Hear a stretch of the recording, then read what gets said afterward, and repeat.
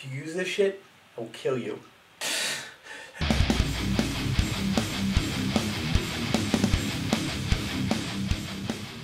Hi everybody, this is Travis and Aaron from Darkened Days. We are here recording today and wanted to take you through and show you another video, but this time it's going to be a little bit different. Normally what we do is we kind of make a funny montage and show you guys what it's like to hang out with us, but this time we're actually going to go through and show you what we do when we record, the effort that we put in, and what it's like actually recording. Essentially what we'll be showing you is parts of our creative process, the equipment we use, and the program we use to record ourselves. Alright, so what we have here is our very cheap, of course, system for which we record. I use Sonar 8.5 Producer Edition. It's extremely advanced for its time. It's still an older program, but I like it, and I've been using it for a long time. We use an M-Audio Fast Track Pro for our interface. I've always liked it. I've used other ones, namely Behringer ones, and they just don't stack up. And finally, our Art Pro MPA-2 preamp is what we've been using. It's a tube preamp for basically all of our mic stuff except for guitar recordings, when it's like a direct cab, because I just run that straight into there, and for reasons I'll explain later. It's extremely smooth and extremely warm, and I really like it.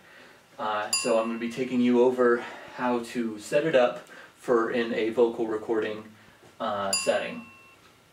Now, as I said, this is our preamp, and essentially when we go about setting it up for vocal purposes, vocals are very, very dynamic.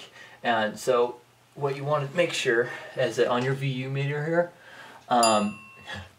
for vocal purposes, you need to make sure that at its loudest, this VU meter never reaches any, like, before the 0 here, because anything past that would create a clip, and a clip sounds crappy, because crappiness is crappy. So you watch for that with your gain meter, which affects the tubes that are in there, and then the actual output, which would affect the interface here. So basically that's it for all of the equipment except for the mic we use. Aaron, what kind of mic do we use? A Rode NT2. And it is actually upgraded by a guy we found on eBay.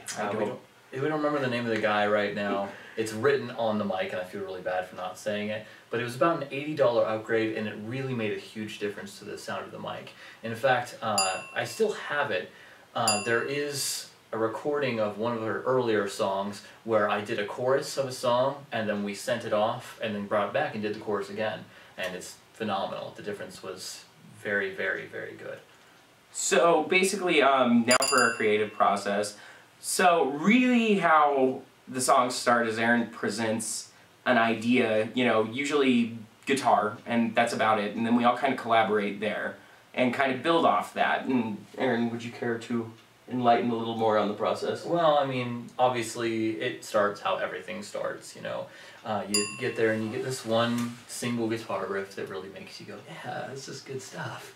And then, you know, you play it for a while and you get kind of tired of it, so of course you're going to move on to something that goes with it, and they work together, and you're like, yeah, this is even better stuff.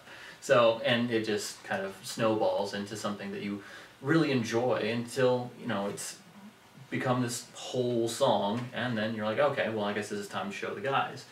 Yeah, from that point, you know, we all kind of collaborate, especially with vocals. Ideas all come from me. I'm the best ever. No, but in a serious note, everybody really helps out on the vocals, and usually what happens is a lot of the times we'll have a few ideas before we come here, but then when we come here, we'll take a good week beforehand and just really go through and write vocals and pick things that we like. Now, we don't have any lyrics or anything wrote at this point, it's just melody. So then once we finally have the melody done, we come back, we'll write the vocals, and then we'll come back and record the entire vocal track again, but this time with the right lyrics and, you know, basically doing it for real this time. This is what's going to be on the actual song. Most of which of what you've seen so far, especially with the song that we're about to release, the one that you've seen some recordings of, and of us recording vocals at least, have been us doing faux lyrics, stuff that we kind of make up on the spot, and just so we're not scatting. Well, I guess we're done boring you with all of the details about recording. I know it can get a lot more in depth. I know a lot of other musicians will see that and be like, well, that was the simplest explanation I could have ever heard. But basically, so we don't make you guys cry on how boring this is, we're going to show you some more footage of us recording, messing around, having fun in the studio. And not to mention, you can see our nice new camera, so you don't see everything from iPhone. That's always nice, isn't it? Woo. But thank you guys for always watching our videos and coming and supporting us. Hi everybody, we're darkened fucking days. Wow, this is really difficult. Yeah, it is. Okay. Really floppity. Really floppity.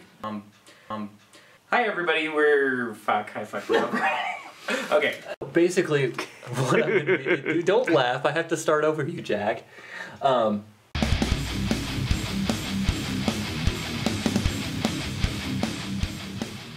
Fuck my ass in the Jewy little bitch.